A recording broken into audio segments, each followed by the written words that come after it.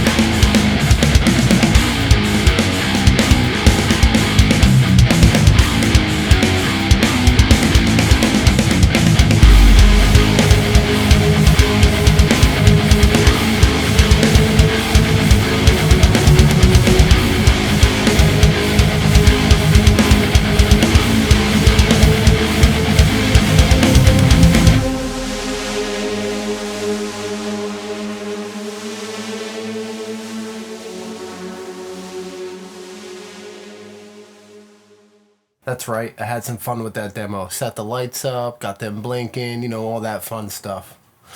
Anyway, the Banshee 7 Extreme. Schecter put this model out around 2017. You could find it for $829 when it first came out. Depending on where you get it, give or take a couple bucks. Nowadays, you can find them for between $500 and $600. This one was purchased on Reverb, brand new from a small shop in Pennsylvania. Obviously still had the plastic on the pickguard and the pickups and everything, and we had a kind enough viewer to send it in so I can check it out. I've never seen or played one in person, so I'm pretty pumped to have it here. This is the Black Cherry Burst model. They do make it in a charcoal burst model. Kind of prefer this one more than the charcoal, even though I've never seen the charcoal in person, but it's just more up my alley. It's made in Indonesia. As far as specs, we have a solid mahogany body, and it is topped off with a two-piece quilted maple top. Kind of subtle quilted maple. It's not that real 3D looking stuff, but I do definitely like it. We have a natural maple binding. It is a flat top contour guitar with the arm carved out, the armrest, so it's a little nice and comfortable for you. Now as far as the body, the finish is nice shiny gloss, no imperfections that I could find. The only imperfection in this whole guitar is this line that's in the binding. It looks like kind of like they slipped with a razor blade and scratched the binding and then cleared over it. But that's really the only thing that I could find. Schecter's QC is pretty top-notch usually from what I've seen. Now as far as the neck, we have a 4-bolt bolt-on maple neck. It is 26.5-inch scale. We have an ultra thin C-shaped neck, so it's 19 millimeters at the first fret and then 20 millimeters at the 12th fret. So not too fat, not too skinny. First impressions, grabbing it definitely feels a little thicker than my Schecter C7 Pro. Even though they're both ultra thin C necks, I think the millimeters are a little bit different. As far as my Schecter, it's a little bit thinner, but no problems there. Didn't take any time to really get used to. Right off the bat, I felt comfortable with it. We have a rosewood fretboard. We have these mixture of pearl and abalone inlays. I'm not really down with the shape too much, but I mean, to each their own. Not really my style. I like blocks or dots or whatever, not these like kind of look like UFOs if you look at them up close. But yeah, to each their own. Kind of cool, I guess. Just not my thing. The fretboard is a 16-inch radius, so pretty comfortable, not too flat. I don't really like too much of a flat radius. We have 24 jumbo frets with nickel fret wire, so typical specs for a 7-string from Schecter, I feel like. Two-way adjustable truss rod with the Allen key adjuster up here at the headstock. The neck is also reinforced by 2 carbon fiber rods, which I really like that. A lot of Schecters are doing that nowadays.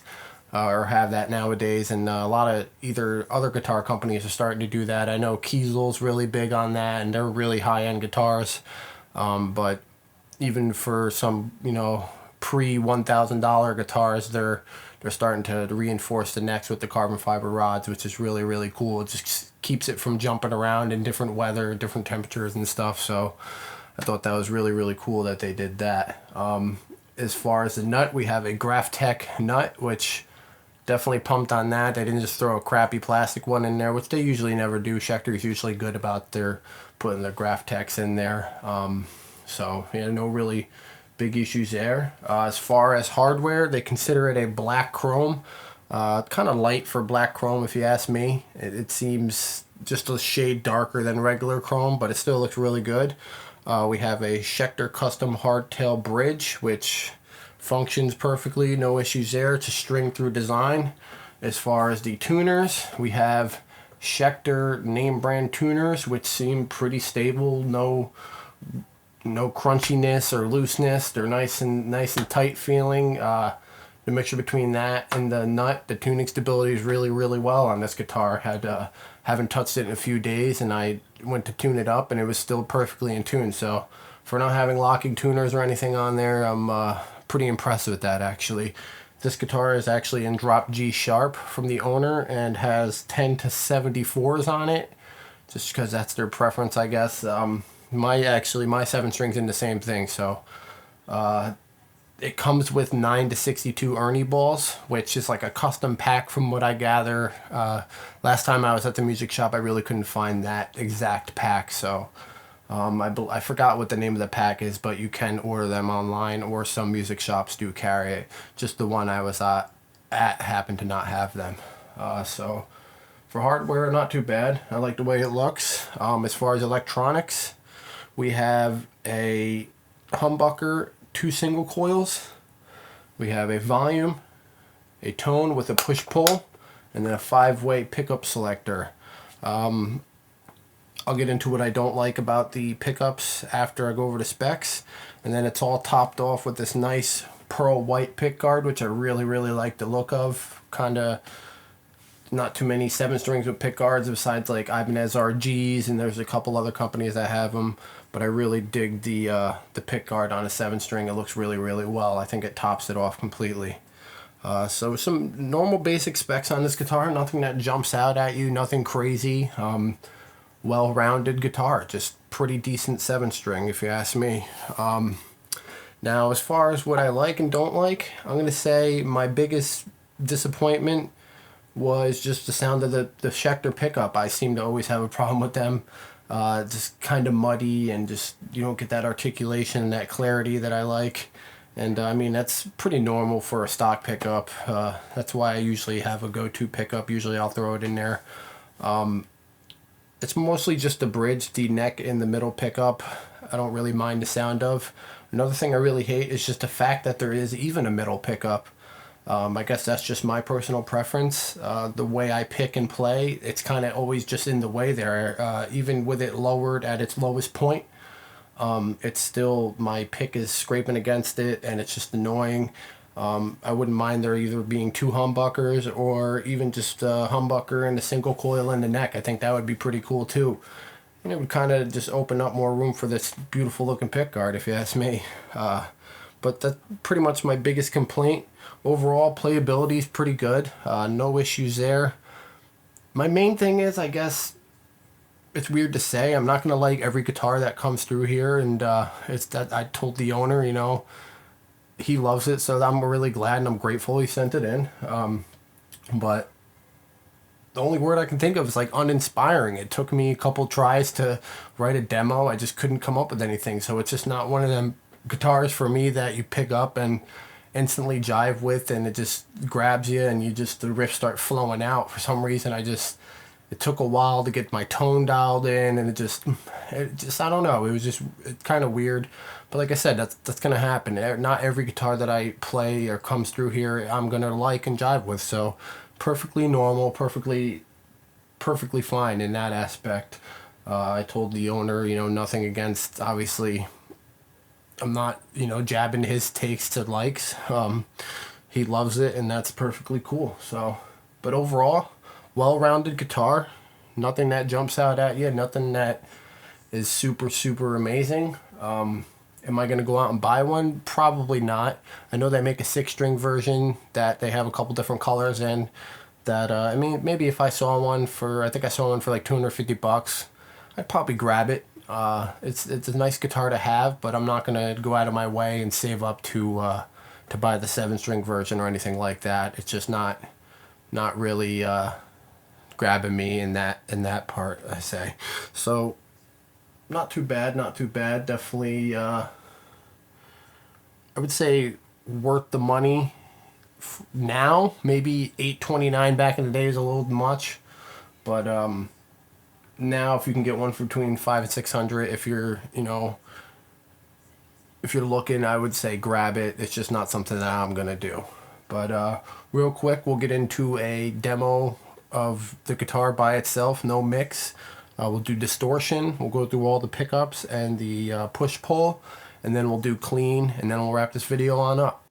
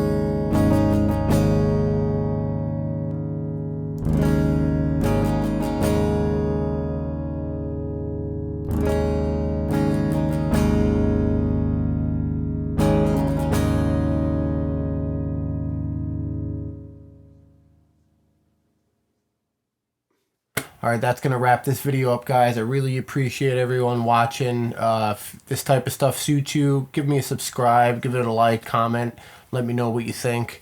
I really thank all the viewers and the subscribers I've been getting lately. We're slowly building, almost at 100 subscribers, which in the big picture isn't much, but it's we're slowly building the channel, and I'm enjoying the process of it. So we have another video coming soon. I have a headless on the way. It should be here on Monday. Just something I saw and I wanted to check it out and see what it's all about.